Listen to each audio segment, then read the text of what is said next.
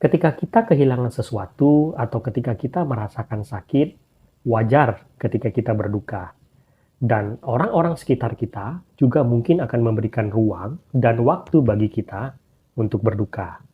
Kehilangan itu menyakitkan bagi kita, tetapi kita punya hak untuk merasakan kedukaan tersebut. Ada duka, ada rasa sakit, tetapi ada ruang dan izin bagi kita untuk merasakan rasa sakit tersebut.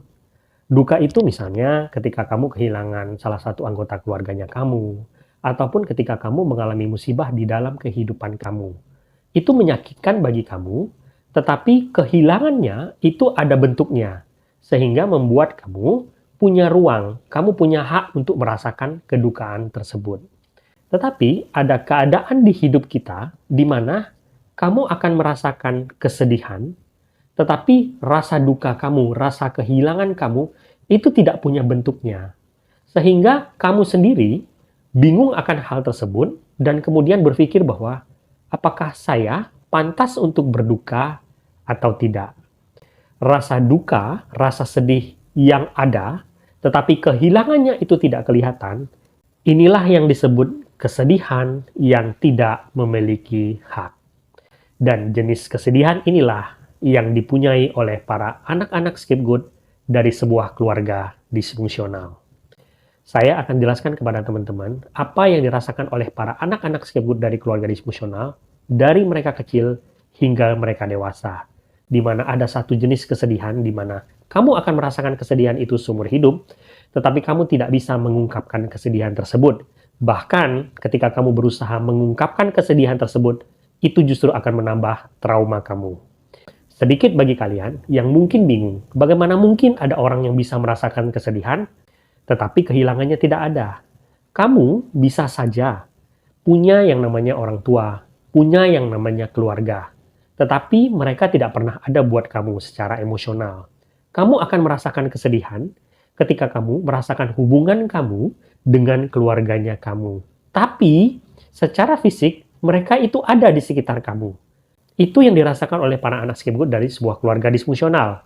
Mereka merasakan kesedihan karena keluarganya tidak pernah ada untuk mereka, tetapi bentuk fisik mereka itu ada, sehingga mereka kehilangan hak mereka untuk bersedih. Kalian tahu bahwa kalau kamu tumbuh sebagai seorang anak scapegoat, kamu nggak akan punya logistik apapun, baik logistik fisik maupun logistik emosional. Secara fisik, kamu mungkin akan tumbuh dengan perawatan yang sangat minimal, yang mungkin tidak pantas diterima oleh seorang anak. Biasanya anak scapegoat itu dikenal sebagai anak-anak yang kumal, anak-anak yang dalam tanda kutip mungkin bau, tidak terpenuhi kebutuhan fisiknya secara layak. Tetapi bukan itu yang terburuk. Dari sisi emosional, anak scapegoat itu akan tumbuh menjadi seorang penebus dosa keluarga. Biasanya mereka akan menerima perlakuan yang berbeda dari anak-anak dan anggota keluarga yang lain. Mereka tidak punya yang namanya keluarga, tempat mereka bersandar. Mereka biasanya akan menjadi sasaran di mana setiap kesalahan apapun di dalam keluarga itu akan menjadi milik mereka. Ketika mereka tumbuh, biasanya mereka akan ketakutan di tengah keluarga mereka sendiri karena mereka biasanya akan selalu menjadi bahan ejekan, menjadi bahan candaan, menjadi tempat di mana semua keburukan keluarga itu akan berpusat pada diri mereka.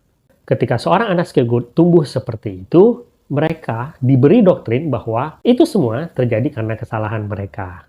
Mereka merasakan kesedihan, tetapi mereka nggak tahu apakah mereka berhak bersedih akan hal tersebut.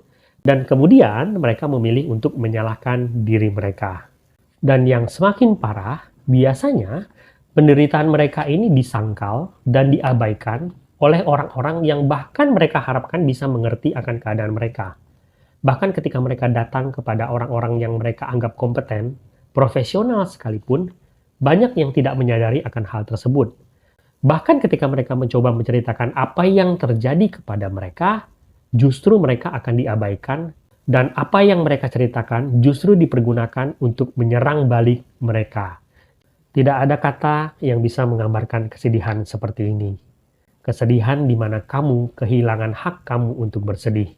Kesedihan yang nyata, tapi kamu bahkan tidak punya hak dan ruang untuk menyatakan kesedihannya kamu.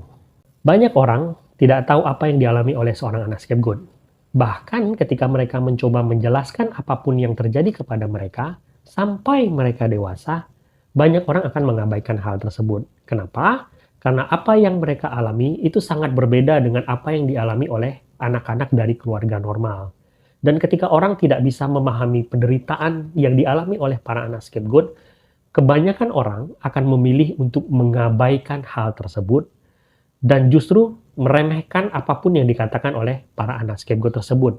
Bahkan mungkin mereka akan menuduh para anak scapegoat tersebut membesar-besarkan apapun yang dialami oleh mereka. Nah, hal inilah yang justru membuat seorang anak scapegoat yang tumbuh dewasa itu justru mengalami trauma yang semakin berlipat ganda. Karena mereka tidak pernah bisa berduka dengan benar akan hal yang mereka alami dahulu. Dan selain itu, ketika mereka mencoba menemukan ruang untuk berduka, itu justru menjadi beban bagi mereka dan justru menambah rasa sakitnya mereka. Anak-anak scapegoat itu mengalami pelecehan yang nggak kelihatan ketika mereka tumbuh, ya. Karena di antara anggota keluarganya mereka, hanya mereka sendiri yang mengalami hal tersebut. Dan ketika mereka bercerita kepada orang lain akan cenderung meremehkan hal tersebut dan akan selalu berkata bahwa itu tidak seburuk yang kamu alami. Hanya orang-orang yang mengalami hal yang sama yang akan mengerti hal tersebut. Sehingga pada akhirnya, seorang anak scapegoat akan memilih untuk memendam semua trauma yang dia punya. Dia memendam semua trauma yang dia punya dari masa kecilnya dia sampai dia dewasa, dan dia memilih diam untuk menceritakan apa yang terjadi pada dirinya dia, karena itu adalah jalan yang lebih mudah bagi dia untuk menjalani hidup. Hidup dalam trauma yang terus-menerus, terisolasi, kelelahan batin, tidak mampu membela diri, dan tidak mampu berbagi beban karena mereka tidak mau merepotkan orang lain akan duka yang mereka alami. Seorang anak scapegoat itu tidak pernah aman dari trigger di dalam hidupnya dia. Karena hampir semua aspek kehidupannya dia itu akan memicu trauma-trauma dari masa kecilnya dia. Tidak ada kata yang bisa menggambarkan keadaan seperti ini. Kalau kamu tumbuh sebagai seorang anak scapegoat, kamu tidak akan pernah bisa menceritakan ini dengan benar kepada siapapun, kecuali kamu bertemu dengan seseorang yang mengalami hal yang sama. Sebuah kesedihan di mana kamu tidak pernah merasa aman di dalam kehidupan kamu. Kesedihan di mana di dalam semua aspek kehidupan kamu, rumah, keluarga, pekerjaan, pertemanan, kamu tidak pernah bisa merasa aman. Sebuah kesedihan yang haknya tidak pernah diberikan buat kamu, dan bahkan kesedihan kamu tersebut digunakan untuk menyakiti kamu jauh lebih kuat. Sebuah kesedihan di mana orang-orang yang kamu harapkan akan memberikan validasi akan rasa dukanya kamu, justru menggunakan itu untuk menolak kamu.